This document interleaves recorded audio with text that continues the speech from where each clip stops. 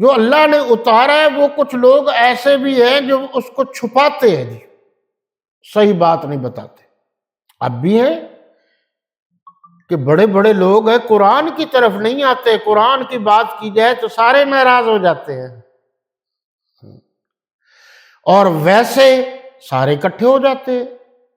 آپ عرس کا نام لیجئے سارے اکٹھے ہو جائیں گے، یا ویسے ہی ایک آدھ دیگ پکا لیجئے سارے اکٹھے ہو جائیں گے۔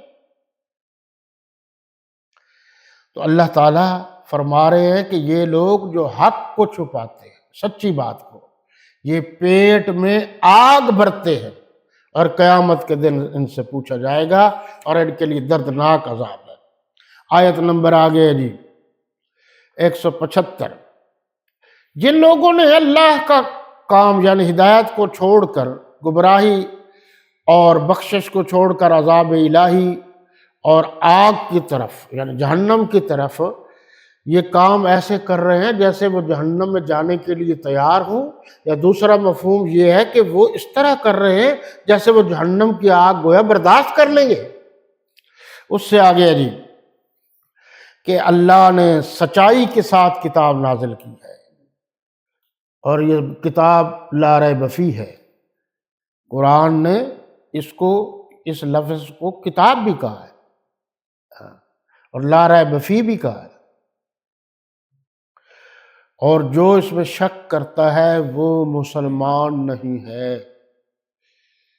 جو اس کتاب میں اختلاف کرتا ہے، ضد کرتا ہے، ہٹ درمی کرتا ہے، اپنے مطلب کی باتیں لاتا ہے اور اپنے مطلب کی صورتیں ڈالتا ہے، آپ کے علم میں تو ہوگا یار لوگوں نے سورہ ولایت ڈال دی ہے قرآن میں،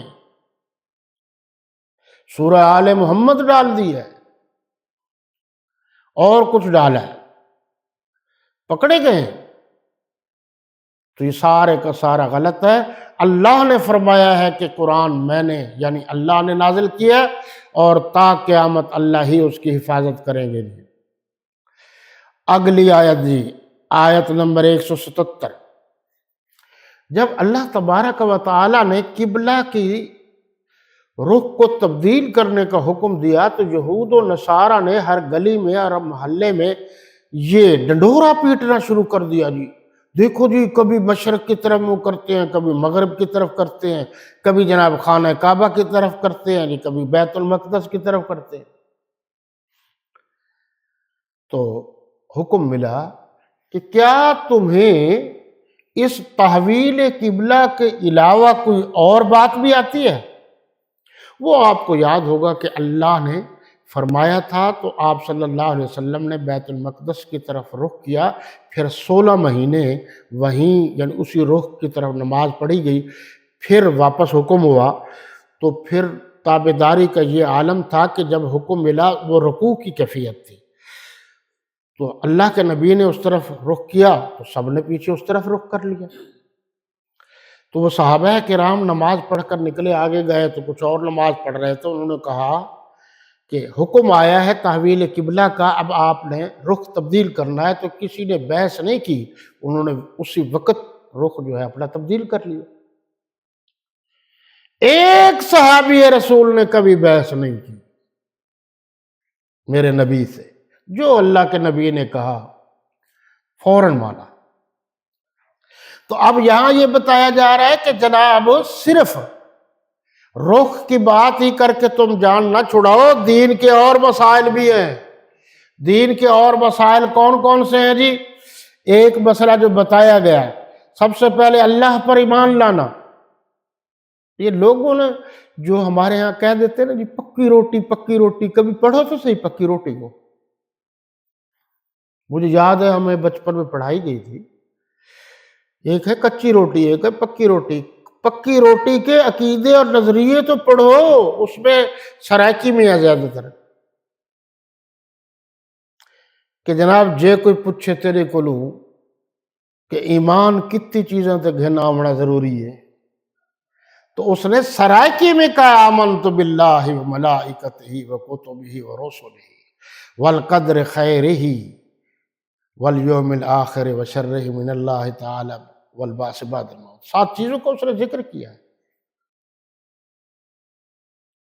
اور اس کے آخر میں یہ مشہور شعر تھے، دلا غافل نہ ہو یکدم یہ دنیا چھوڑ جانا ہے۔ اس لیے بعض چھوٹی چھوٹی کتابوں میں بہت کچھ ملتا ہے۔ فرمایا گیا کہ آخرت پر ایمان، ملائکہ پر ایمان، کتب پر ایمان، نبیوں پر ایمان۔ آپ صلی اللہ علیہ وسلم سے یہ حدیث ہے، موجود ہے، حدیث میں ہے 1,24,000 انبیاء ہیں، ایک جگہ ہے 2,24,000 انبیاء ہیں۔ اس لیے علماء احتیاطاً کہتے ہیں 1,24,000 یا کم و بیش جتنے بھی ہیں۔ تو یہاں بحث نہیں ہے۔ ویسے کل قرآن مجید میں 30 نبیوں کا نام ہے، باقیوں کا نہیں ہے۔ لیکن ایمان کی جب بات آئے گی تو کہا جائے گا کہ اللہ نے جتنے نبی بھیجے ہیں ہم سب پر ایمان لاتے ہیں، اللہ نے جتنے فرشتے بھیجے ہیں ہم سب پر ایمان لاتے ہیں، اللہ نے جتنی کتابیں بھیجے ہیں ہم سب پر ایمان لاتے ہیں۔ آگے فرمایا کہ اب مال کی باری آئی۔ مال جو ہے ایک ہے زکوٰۃ، فطرانہ، اور جناب عشر، وہ بھی مال میں شامل کیا ہے بعض علماء نے، اس پر لمبی چوڑی بحث ہے۔ لیکن زکوٰۃ کے علاوہ بھی مال خرچ کرنے کا حکم ہے۔ آپ نے زکوٰۃ دے دی، پھر پتہ چلا قریبی رشتہ دار بہت زیادہ بیمار ہے، اس پر تو ہسپتال میں بڑا خرچہ آ رہا ہے، اور اس نے خاموشی سے کہ اس کا آپریشن ہے کچھ پیسے دے دیے کہ پتہ بھی نہ چلے، نیت اس نے کی ہے، اس کی زکوٰۃ ادا ہو گئی۔ کوئی سفید پوش آدمی ہے، مسکین ہے، اور لوگوں کو تو پتہ نہیں ہے، لیکن قرب و جوار والے لوگوں کو پتہ ہے کہ یار یہ نمازی، متقی، پرہیزگار بھی ہے اور سفید پوش بھی ہے، حالات اس کے گھریلو اچھے نہیں ہیں، اس نے خاموشی سے خدمت کر دی تو یہ جائز ہے، اور ایسا ہی کرنا چاہیے۔ یہ اکثر سفید پوش آدمی نہیں بتاتے، اس میں بہت سارے لوگ ہیں۔ یہ ہمارے جو غریب علماء ہیں، جس کو کہتے ہیں نا مالدار علماء، یہ تو شاید کوئی ہزاروں میں ایک آدھ ہو، اکثر ہمارے جو ہیں وہ غریب علماء ہیں۔ وہ بیچارے جمعے والے دن دھلے ہوئے کپڑے پہنتے ہیں کہ جمعہ پڑھا رہا ہے، اور لوگ سمجھتے ہیں مولوی صاحب بڑا مالدار ہے، حالانکہ وہ مقروض ہے، اس نے قرضہ دینا ہے، وہ صابن سے کپڑے دھلے ہوئے اس لیے پہنتا ہے تاکہ لوگوں پر اچھا اثر پڑے، وَثِيَابَكَ فَطَهِّرْ وَالرُّجْزَ فَاهْجُرْ پر عمل ہو جائے، اور جناب والا نیکی کی طرف ترغیب ہو۔ لوگ سمجھتے ہیں پیسے والا ہے، حالانکہ وہ تو مقروض ہے۔ یعنی ظاہر کو دیکھتے ہیں، باطن کو نہیں دیکھتے۔ اس لیے ظاہر کا مکلف ہونا بھی کوئی حرج نہیں ہے، یعنی آپ کے پاس پیسہ ہے، دولت ہے، تو آپ اچھی سواری رکھ سکتے ہیں، اور بہت سارے کم علم مولوی کہتے ہیں یہ دیکھو جی فلاں نے کار رکھی ہے، اس پر زکوٰۃ ہے۔ ایک تو ان کو مسائل کا پتہ نہیں ہے، تحقیق نہیں کرتے۔ یہ زکوٰۃ اس پر لازم ہوگی جس کے پاس ضرورت سے زائد 52.5 تولے چاندی یا 7.5 تولے سونا کے برابر پیسے ہو۔ رمضان شریف میں اس کا ریٹ ہوتا ہے۔ اب کوئی کہے جی موٹر سائیکل رکھی ہوئی ہے تو اس پر بھی جناب والا زکوٰۃ ہے، یہ تو ضرورت میں داخل ہے۔ اب کوئی کہے جی کوٹھی ہے تو اس پر زکوٰۃ ہے، اگر بچے ہیں، کوٹھی ہے، اس کی ضرورت ہے، آپ کو کس نے کہا ہے؟ اگر پجارو رکھی ہوئی ہے تو اس کی ضرورت ہے۔ اگر ایک آدمی کے پاس پرسنل طور پر ضرورت کے لیے ہوائی جہاز ہے، اس پر کوئی زکوٰۃ نہیں ہے۔ مسائل سمجھو۔ ایک آدمی کی دکان ہے، دکان پر بھی زکوٰۃ نہیں ہوتی۔ کس چیز پر زکوٰۃ ہوتی ہے؟ جو مال بیچنے کے لیے رکھا ہوتا ہے اس پر زکوٰۃ ہے۔ دکان کی میٹیریل پر بھی کوئی زکوٰۃ نہیں ہے، اور اس کے اندر جو پھٹے بٹے جس میں وہ تجارت کا سامان رکھا جاتا ہے یا بٹے ہیں، دوسری چیزیں، اس پر کوئی زکوٰۃ نہیں۔ آسانی ہے۔ جو کاروبار کے لیے، تجارت کے لیے مال ہے اس پر زکوٰۃ ہے۔ اگر شو روم ہے، کاروبار ہے، اس پر زکوٰۃ ہوگی حساب کتاب کے مطابق، اور اگر ضرورت کے لیے ہے تو اس پر نہیں ہوگی۔ اب مولوی حضرات یہ نہیں کہیں گے، میں کھل کے کہہ رہا ہوں، اگر ایک آدمی کے پاس 10 لاکھ کا موبائل ہے اور اس کی وہ ضرورت ہے، کاروباری آدمی ہے یا کوئی دیگر ضرورت ہے، اس پر کوئی زکوٰۃ نہیں ہے۔